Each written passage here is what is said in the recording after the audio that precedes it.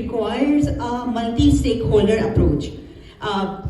Definitely it involves individuals like us, newcomers, immigrants, refugees, and also the community organization like SCF, other organizations who are working with the community, and policymakers to create a more inclusive, equitable, and workforce for newcomer and refugee women. Just like I said, that we have recommendation with three perspectives. So I would like to start with the individual perspective. What newcomers and refugees can do differently. So definitely, we all are coming here with lots of experience, and when you are coming here starting from scratch, so it's intimidating and overwhelming. But at the same time, if we can be proactive in our career planning, just like Arzu's shared, that we do not go for the survival jobs. Definitely, we need to be proactive and plan our careers. Build self-advocacy skills. Look for other people like us who has going through the same process, and definitely find safe places and learn the self-advocacy skills. That self-motivate ourselves and leverage networking and mentorship in our surroundings. We have seen that mentorship is not as effective as the sponsorship, but it starts with mentorship. So we need to make these mentors our advocate and our sponsors, and definitely develop adaptability and resilience. So all the women we have interviewed and we have seen the surveys. So at the end, they have all developed that resilience and adaptability. You need to be ready, or we need to be ready and be patient and willing to unlearn that we have learned in our previous homes and countries. And we should be ready to start from the scratch. I think this is the what we would like to recommend. Next slide, please. So the community perspective, what we all as a society and how society or communities can actually support these newcomers. When I'm saying these, it is all of us, because we all were newcomer or immigrant at one stage. Cultural competency and inclusion. Definitely, we have seen a lot of communities, just like Syrian Canadian Foundation and many other communities who are supporting the same cultural people with same country. Definitely, they can bring more inclusivity in their competency, developing mentorship and sponsorship within the community. We keep seeing that the women who were able to succeed, they have the right mentors and right advocates who were able to talk about them in their absence.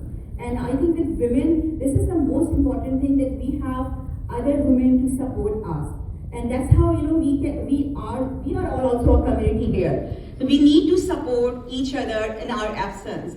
Community engagement, awareness about workplace bias and discrimination. This is very important. So we see a lot of newcomer places supporting women, and there is over dependency and over focus of language skills. But at the same time, communities and these organizations need to train the women and guide them about the workplace, biases and discrimination, especially what are their rights, what they need to know when they are going for the work. Shifting from, we have seen that there is a very generalized training and not a specific training with the employable skills. So the community needs to train with newcomers and refugees with the specific skills that is required within the Canadian ecosystem and Canadian job market. So they need to be trained with that skills. The next slide, please.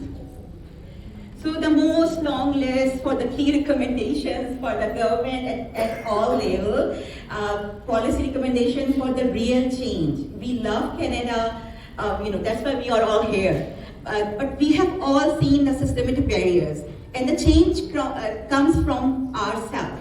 And so these policy recommendation is not only for the government or provincial. Basically, we all make government, and that's why the WISE program wants to bring all of us into the policy making and bringing the real change.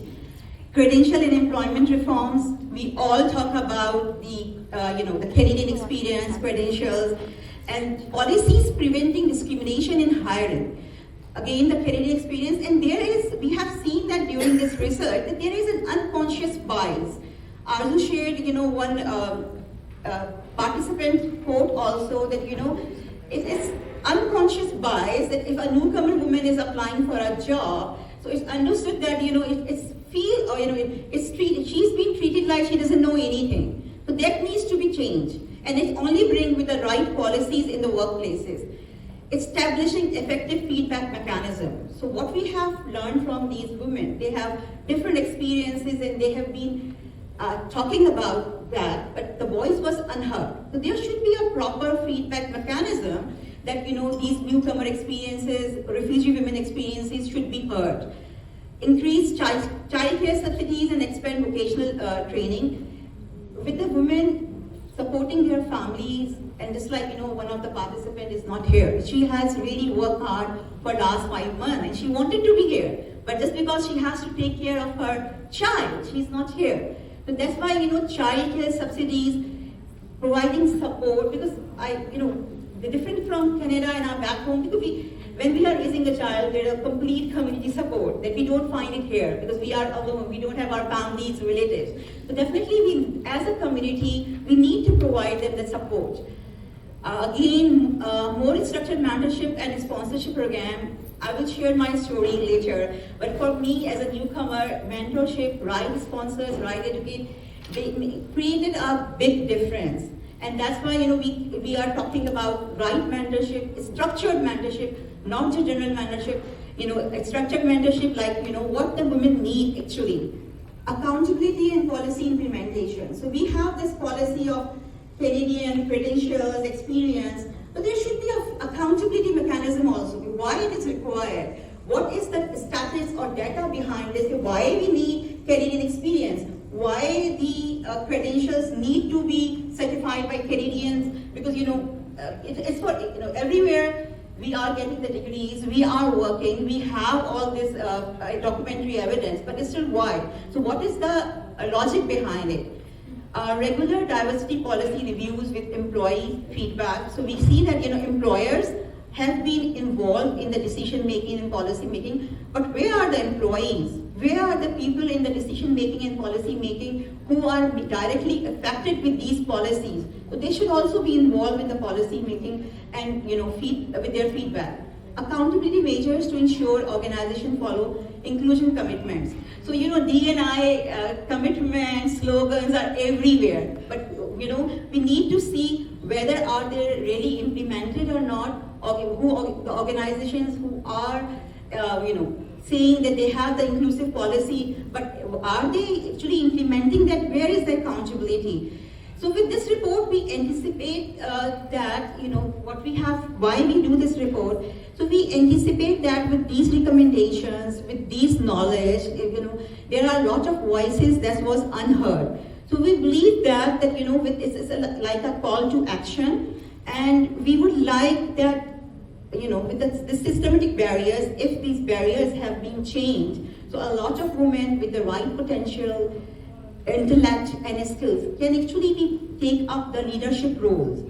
And I just want to see what I have written extra about this. So we anticipate raising awareness of the systemic barrier immigrant and refugee women face in securing employment and leadership roles.